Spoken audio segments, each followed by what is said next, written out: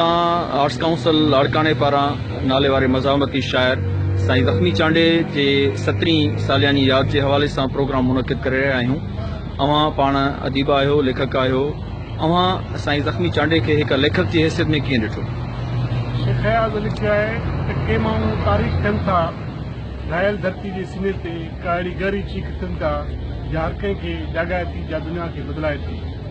ज़ख़्मी चांडे अयाज़ जी इन सिटुनि खे मद्देनज़र रखंदे पंहिंजी ज़िंदगी जो समूरो सफ़र अख़्तियार कयो, जंहिंमें की इन दुनिया खे बदिलाइण लाइ इन ॿ रस्ता अख़्तियार कया।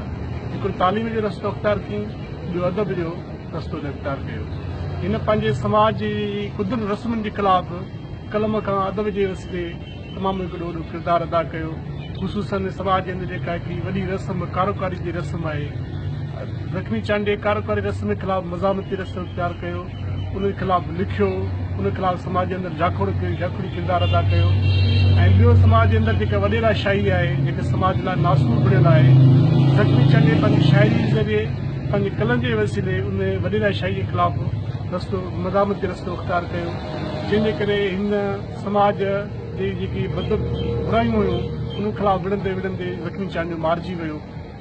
ऐं ॿियो ज़ख़्मी चांडे हिन तालीम जे वसीले बि पंहिंजे समाज खे तब्दील करणु चाहियो, छाकाणि त तालीम उहो रस्तो आहे जेका न सिर्फ़ु इंसान खे शौर ॾिए थी, रस्तो ॾिए थी, पर वाट लाइ हिकिड़ा रस्ता बि मुतयन करे थी। ऐं ज़ख़्मी चांडे पंहिंजी समूरी ज़िंदगी हिन अदब खां वधीक तालीम ते पंहिंजो वक़्तु ॾिनो। उन जे ज़रिए हिन पंहिंजी जवाबपुर जहिड़े पसमंदा इलाइक़े में बि तालीमी शौर आंदो।